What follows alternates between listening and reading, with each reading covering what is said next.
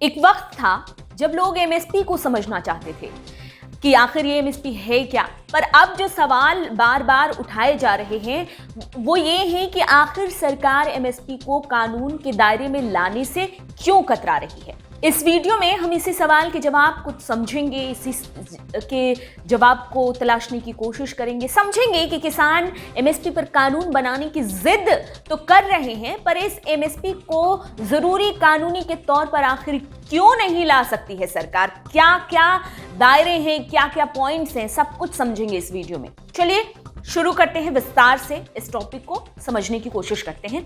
दरअसल प्रधानमंत्री की तरफ से एक वक्त संसद से इस बात का भरोसा दिलाया गया किसानों को कि एमएसपी था, है और रहेगा। पर किसान नेता ये कहते हैं कि देश भरोसे पर तो नहीं चलता है ना, तो एमएसपी पर तो कानून बनना ही चाहिए। और अब जब 3 कृषि कानून वापसी का रास्ता साफ है तो किसानों का मेन मुद्दा एमएसपी पर कानून बनाने की मांग पूरी करवाने का है। तीनों कृषि कानून अब जो हैं बिल्कुल रद्द हो चुके हैं राष्ट्रपति के सिग्नेचर के बाद। तो अब जो मांग आकर रुक गई है किसानों की वो है एमएसपी पर कानून बनाने का। तो जब एमएसपी पर कानून बनवाने की मांग जो है वो मेन मुद्दा बन चुका है, तो सोचिए कि कितना अहम है ये किसानों के लिए।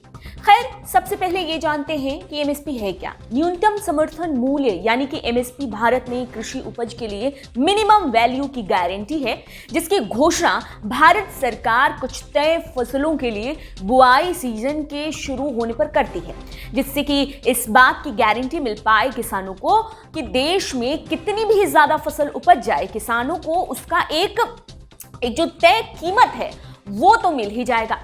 और ऐसे किसानों को ज्यादा फसल उपजाने के लिए एमएसपी जो है एनकरेज करता है कि ज्यादा से ज्यादा फसल उपजाया जा सके। भारत में होता यह है कि CAPC यानी कि कृषि लागत एवं मूल्य आयोग जब सिफारिश करती है तो केंद्र सरकार 23 फसलों के लिए एमएसपी तय करती है, जिसमें 7 अनाज होते हैं और 5 दलहन। इसके अलावा 7 जो होते हैं वो तिलहन होते हैं और 4 नकदी फसलें होती हैं। और इन 23 फसलों में जो 6 फसलें होती हैं वो रबी और 14 जो होती हैं वो खरीफ होती हैं। मौसम की फसलें, साथ ही साथ 3 वाणिज्यिक फसलें हैं इसमें शामिल। जहां एमएसपी पर कानून बनाने की मांग की बात करें तो ऐसा अब तक किसी भी सरकार ने किया नहीं है कि इन मांगों को पूरा कर दिया जाए। ये मांग चलती आ रही है। चलिए लगे हाथ ये भी जान लेते हैं कि आखिर एमएसपी तय होता कैसे है। तो रबी और खरीफ फसलों के एमएसपी तय करते समय CACP कई पॉइंट्स पर गौर करती है। पहला तो ये कि उत्पादन लागत से मिनिमम 50% ज्यादा कीमत तय करना। दूसरा ये कि मांग और आपूर्ति, और तीसरा पॉइंट जो है वो इनपुट की कीमतों में चेंज है। चौथा इनपुट आउटपुट मूल्य में डिफरेंस, और 5वां जो है जीवन यापन की लागत पर असर। सामान्य मूल्य स्तर पर असर, बाजार की कीमतों का रुझान क्या है, मतलब क्या कीमत चल रही है बाजार में, किसानों की पाई गई कीमतों और उनके भुगतान की गई कीमतों में समता, और इंटरनेशनल कीमत यानी कि इंटरनेशनल मूल्य क्या चल रहा है, इंटरनेशनल प्राइस पोजीशन पर गौर किया जाता है। इतनी सारी बातों पर गौर करने, सोचने, समझने, विचारने के बाद एमएसपी जो है तय की जाती है, जिसमें कि खेती किसानी के हर तरह के हालात को भी देखा जाता है, स्टडी किया जाता है, रिसर्च किया जाता है। और इतनी सारी रिसर्च और स्टडी के बाद जब एमएसपी लागू होता है तो ज़रा सोचिए कि फिर इस पर कानून बनाने की क्यों ज़रूरत आन पड़ी। दरअसल साल 1965 में हरित क्रांति के वक्त एमएसपी का ऐलान किया गया और फिर उसके अगले साल 1966 में सिर्फ गेहूं की खरीद पर इस एमएसपी को शुरू किया गया। और आज के वक्त में यानी कि मौजूदा वक्त में ये एमएसपी लागू होता आ रहा है। पर जो एमएसपी गेहूं तक सीमित था उसको बढ़ाकर 23 फसलों की एमएसपी तय होने लगी। जो अनाज है वो 23 फसलें बढ़ा दी गई, जैसे कि मैंने पहले बताया कि तिलहन और भी जितने भी रबी और खरीफ फसलें हैं उन कुल मिलाकर 23 फसलों का एमएसपी तय होने लगा। एमएसपी पर कानून बनाने में सरकार को दिक्कत कहां आ रही है, मेन पॉइंट जो है उसको क्लियर करना है कि आखिर सरकार को दिक्कत कहां है, इसको जानते हैं। जानकारों की माने तो सरकार किसानों को खाद, बीज, इसके अलावा कृषि उपकरण पर सब्सिडी तक देती है, जो कि करीब 1 लाख करोड़ रुपए का खर्च है, और एमएसपी भी देती है जो कि इंटरनेशनल मार्केट प्राइस से ज्यादा है। और ऐसा बस भारतीय अर्थव्यवस्था में ही होता है, ऐसा कहीं और किसी देश में नहीं होता, ऐसा सिर्फ और सिर्फ भारतीय अर्थव्यवस्था में होता है। अब अगर एमएसपी पर कानून बनता है तो इसका सीधा सा मतलब ये हुआ कि राइट टू एमएसपी, जिससे जिस भी किसान को एमएसपी नहीं मिला तो वो जो है कोर्ट पहुंच जा सकता है, कोर्ट जाकर क्लेम कर सकता है एमएसपी के लिए, और न देने वाले को सजा भी हो सकती है। क्या आप जानते हैं कि देश में सिर्फ 6% किसानों को ही लाभ मिल पा रहा है एमएसपी का, और उसमें करीब 80% जो किसान हैं वो पंजाब के हैं और हरियाणा के हैं। कानून अगर बना दिया जाता है तो बाकी राज्यों के किसान भी मांग पर अड़ जाएंगे और सरकार के खजाने पर इसका बहुत भारी भरकम बोझ पड़ सकता है। फिर देश में अनाज के स्टोरेज की परेशानी आ सकती है, ये एक अलग समस्या बन सकती है। एफसीआई को एमएसपी के ऊपर 14% प्रोक्योरमेंट कॉस्ट मंडी से गेहूं खरीदने के लिए देना होता है।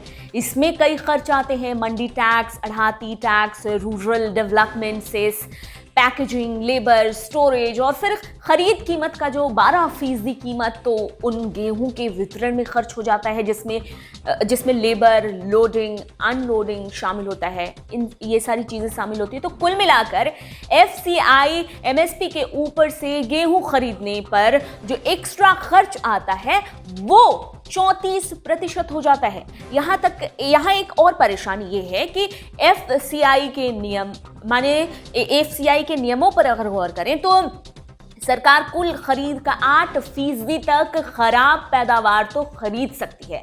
मतलब ये कि 8% गेहूं जो सरकार खरीदती है, पैसे तो पे करती ही है, उसके ऊपर से वो 8% किसी काम का नहीं होता। वो जो 8% खराब अनाज खरीदती है सरकार, वो किसी काम का नहीं होता। जाहिर है खराब फसलें खरीदती है सरकार 8%, तो उसका तो कोई काम ही नहीं होगा। ऐसे में एमएसपी से भले ही किसानों को लाभ हो, पर भारत के खेती किसानी का जो संकट है, जो मूल संकट है, जो बेसिक संकट जो चला आ रहा है काफी दशकों से, वो खत्म होता नहीं दिखाई देता। ऐसा इस वजह से क्योंकि 94% किसान इस व्यवस्था में आते ही नहीं है। इस कानून के बनने के बाद सरकार दबाव में आ जाएगी, उससे 23 फसलों की खरीद के लिए बंद जाना होगा, बिल्कुल एकदम खरीदना ही खरीदना होगा, और कई तरह के कानून आएंगे, कानून में कई तरह के दायरे होंगे। 3 फसलों की जो कीमत है, इसके साथ साथ ही उस पर जो एफसीआई के वितरण, इसके ऊपर से लगने वाले जो चार्जेस हैं, उनको वितरण प्रणाली के ऊपर से जो खर्च आते हैं, उनको मिलाकर सरकार के लिए 15 लाख करोड़ खर्च आ जाता है। मतलब पहले से बोझ तले सरकार दबी हुई है, और कानून बनाने के बाद फिर से बहुत सारा उस पर बोझ आ सकता है। आर्थिक बोझ यहाँ पे ज़्यादा दिखता है सरकार के सामने, आर्थिक रूप से जो परेशानी है सरकार के सामने वो ज़्यादा दिखाई देता है। खैर, अब मौजूदा हालात पर अगर गौर किया जाए तो केंद्र सरकार अब किसानों से एमएसपी पर भी बात करने को भी रेडी हो चुकी है। केंद्र सरकार ने संयुक्त किसान मोर्चा से इसके लिए 5 नाम मांगे हैं, तो दूसरी तरफ संयुक्त मोर्चा ने 4 दिसंबर को अहम मीटिंग बुलाई है। किसान एमएसपी पर इस दौरान कानून बनाने संबंधी चर्चाएं करेंगे। तीनों कृषि कानूनों की वापसी होने के बाद अब जो है किसान एमएसपी पर कानून बनाने की बात पर अड़ चुके हैं। कानून जो 3 कृषि कानून थे वो तो वापस हो गया संघर्ष के बाद, आंदोलन के बाद, लेकिन अब जो है बात एमएसपी पर आकर टिक गई है।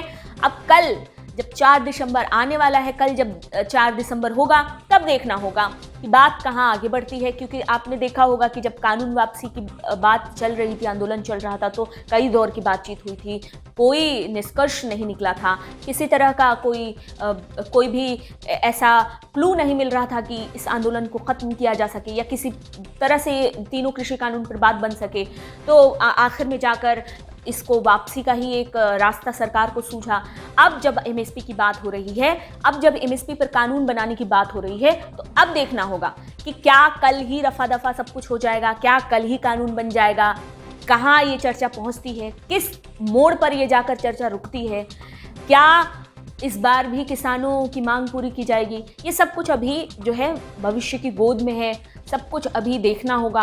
खैर, आप हमारे साथ बने रहिए, हम आप तक पूरी डिटेल में जानकारियां पहुंचाते रहेंगे।